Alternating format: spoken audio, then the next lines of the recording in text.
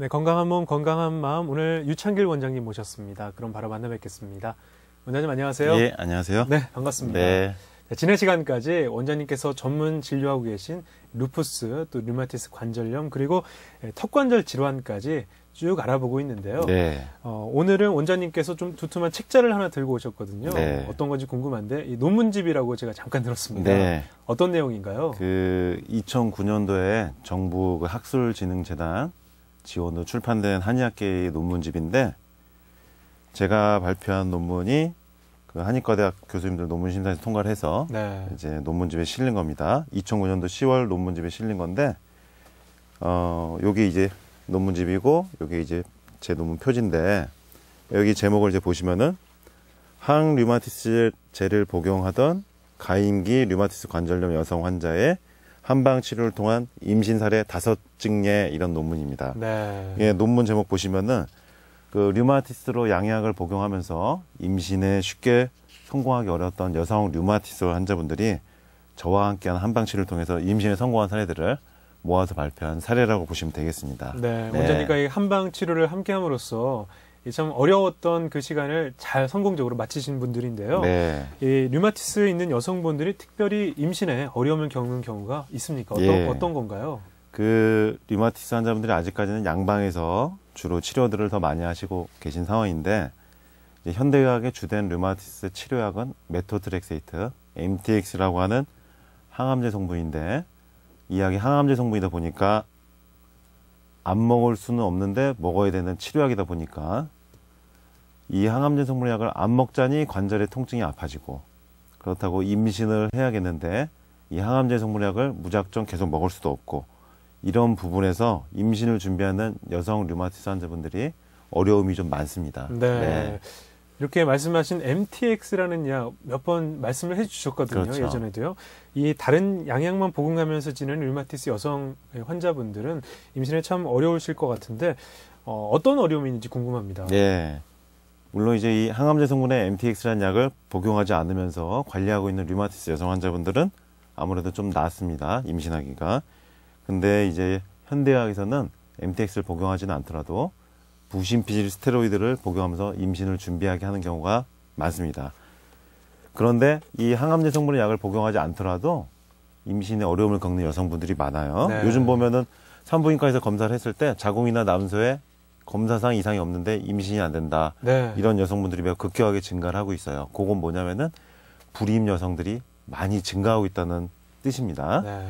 그래서 MTX를 복용하지 않더라도 몸의 기능적인 부분에서 약한 여성들이 이제 임신이 안 된 경우가 참 많은데, 예를 들면 이제 손발이 차온 여성들, 네. 아랫배가 찬 여성들, 자궁이 냉한 여성들, 생리불 수 있는 여성들, 그 다음에 류마티스로 양약을 오래 복용하면서 혈액순환이 안 된 여성들, 그 다음에 얼굴에 이렇게 기미가 많이 낀 여성분들이 있습니다. 그 다음에 냉대화가 나온 여성들, 생리가 매달 나오지 않고 몇 개월에 한 번씩 나온 여성들, 그 다음에 몸에 멍이 잘 드신 분들이 있고 몸이 너무 바짝 마르신 분들이 있어요. 류마티스 여자 환자분들 중에. 그런 분들이 임신이 좀 잘 안 되고, 반대로 조금 살집이 있으신 여성 류마티스 환자분들이 있습니다. 양약을 복용하다 보면 살이 이렇게 찌는데, 이런 증상들을 가지신 여성분들은 네.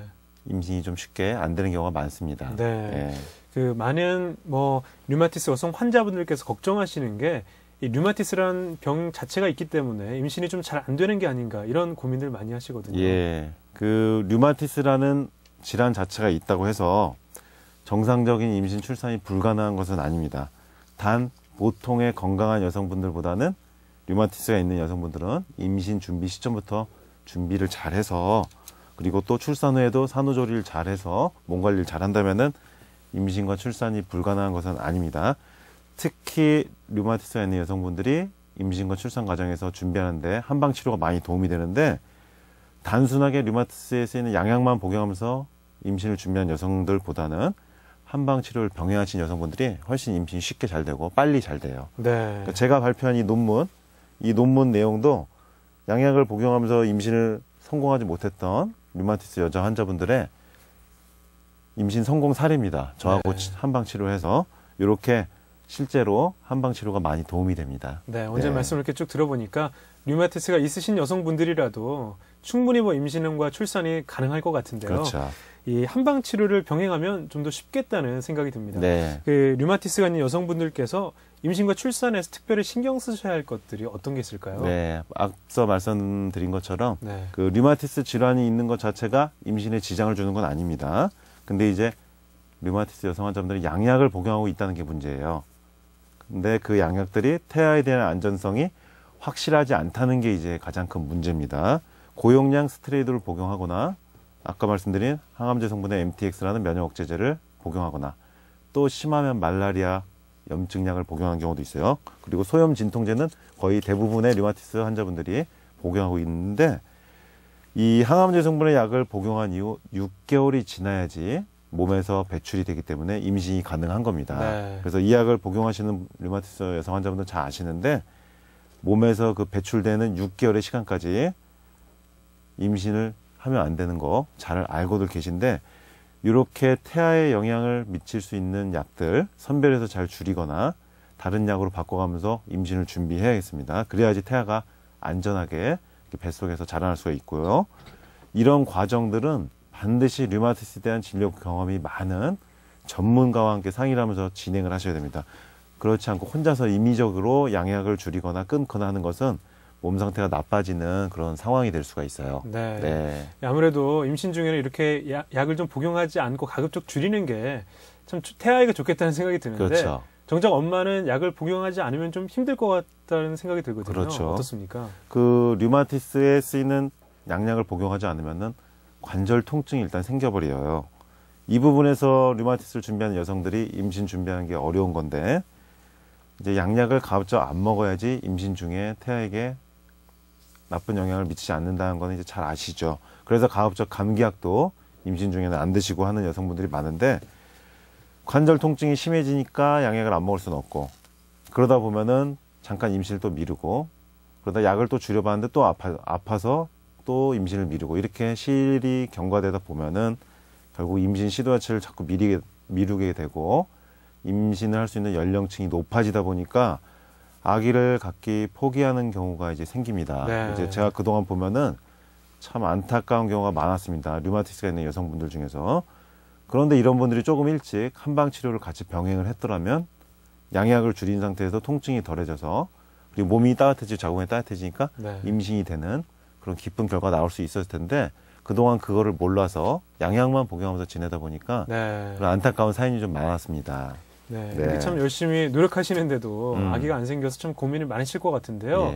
예.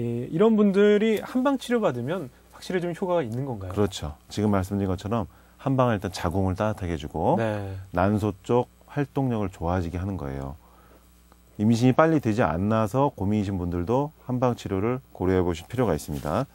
한방 치료를 하면서 자궁이 따뜻해지고 네. 몸의 면역력도 좋아지고 류마티스 증상도 동시에 좋아지니까 임신이 저절로 될 수밖에 없어요. 몸이 활력이 생기고 자궁이 따뜻해지면서 또 활력이 생기니까 통증에 쓰는 진통제를 안 먹어도 류마티스를 견디고 그러다 보니까 아이도 임신이 돼서 건강한 아이가 태어나는 겁니다. 네. 이렇게 류마티스가 있는 여성분들에게는 한방 치료가 분명 도움이 되겠네요. 그렇죠.